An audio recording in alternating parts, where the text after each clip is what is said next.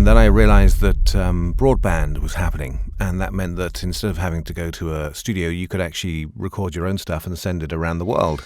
Video gives us a chance to be heard, a stage to be seen. It accumulates more than 7.5 million subscribers and more than 5 billion views on YouTube. Hey guys, this is the Unify podcast by Unilingo and Camilo Calderon, and today we have a very special guest. He's a voice talent with an unmistakable tone. He works for many brands and organizations like Audi, BMW, and the Friedrich Ebert Stiftung Academy for Social Democracy. His voice is part of Kurzgesagt in a nutshell, one of the biggest science and educational channels on YouTube. We're talking about the one and only Steve Taylor. Steve, it's a pleasure to have you here as our first guest. First things first, you're better known in the YouTube scene as the voice of Kurzgesagt in a nutshell. It would be great if you share with us a little bit on how all of this actually started.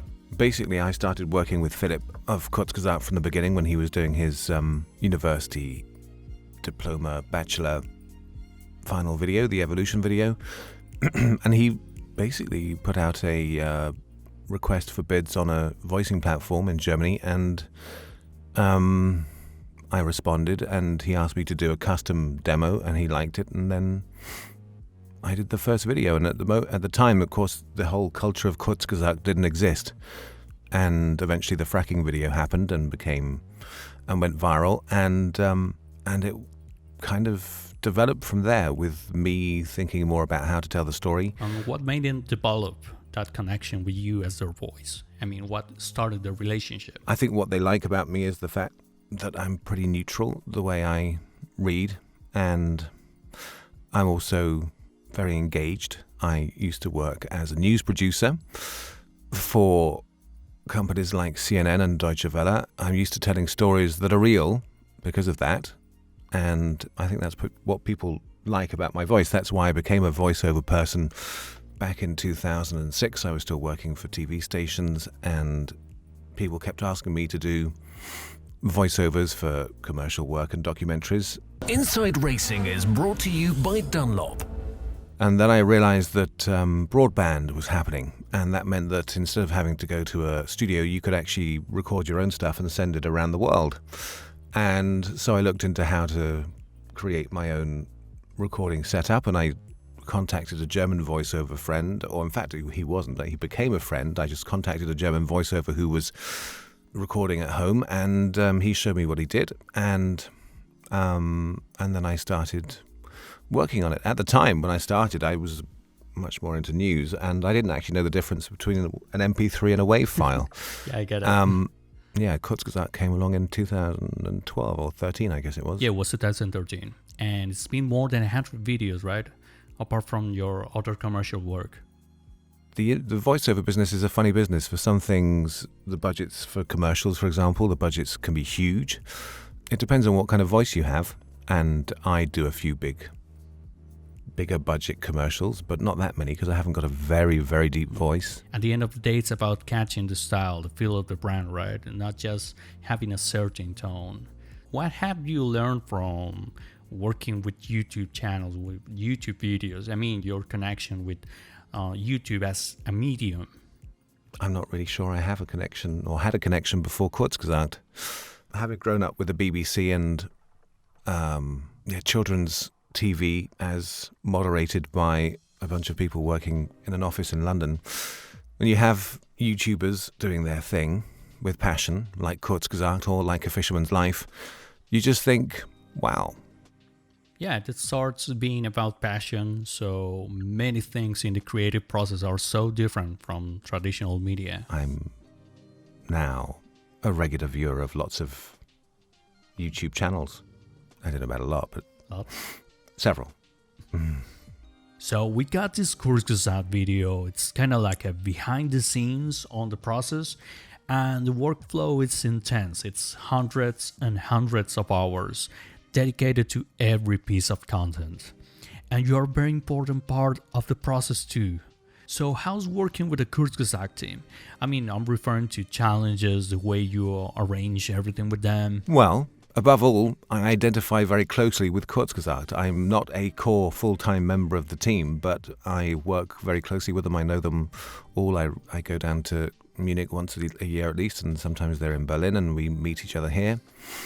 And I know who they are, and I believe in what they do, and I appreciate all the work that the animators and the illustrators do. It wouldn't be anything if it weren't for those people working at their computers and doing the animations and the illustrations that they do so well. They do an amazing job. And work tirelessly on. Yeah. I mean, I get a script, of course. I edit it in terms of the language. Might ask a question or two. I have written a few scripts, actually, but I've been doing so much other work that I haven't actually pursued that further. I think I did what you need to know about planet Earth and also who invented classic. the internet.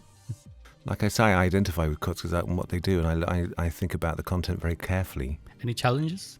Sometimes I have to react quite fast.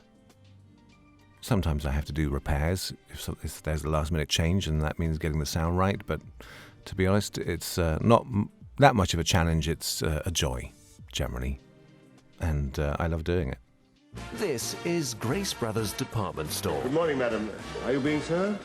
Just having a look. So's he.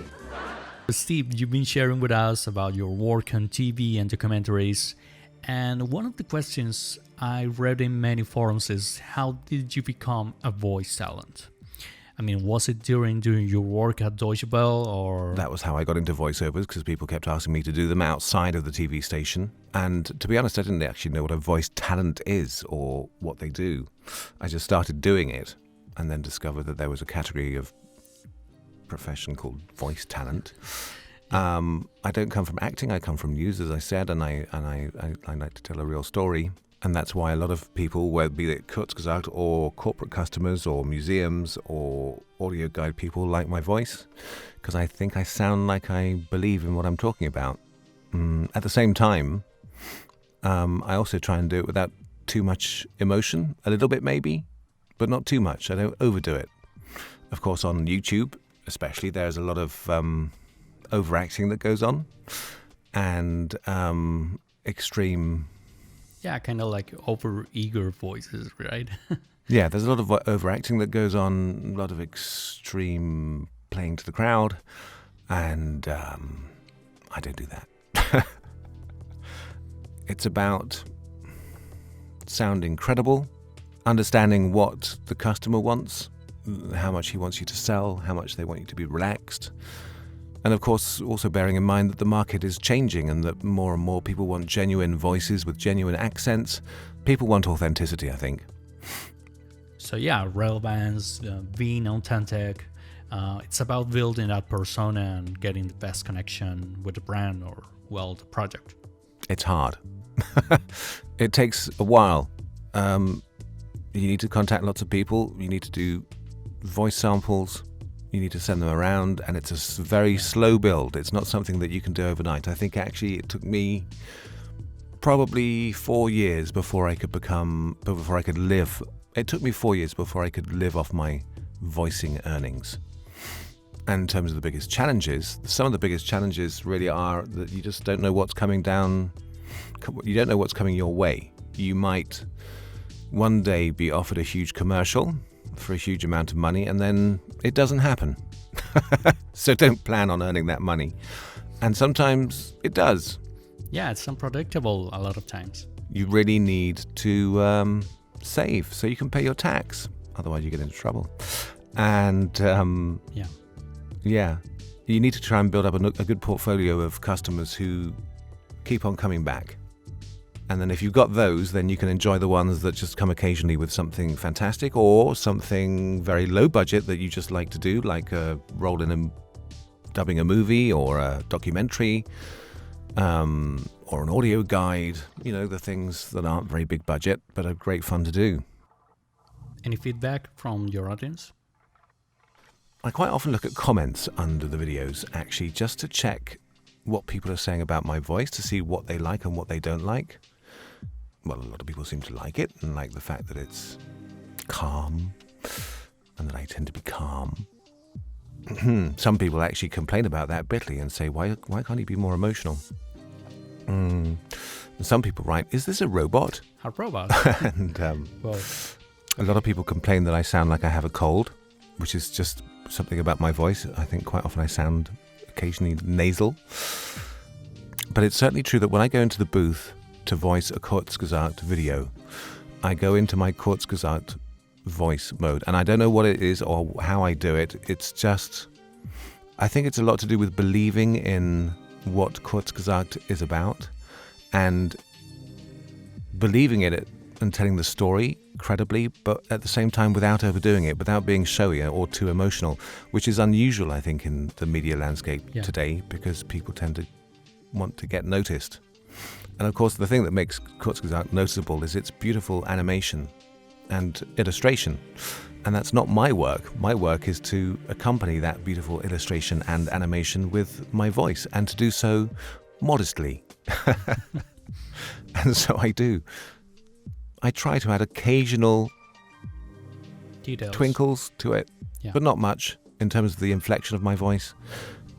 What do you think is special about Kurzgesagt? I think the thing about Kurzgesagt is, well, that there's a lot of love that goes into Kurzgesagt in terms of passion for what we're doing, and for telling the stories, and for trying to be objective.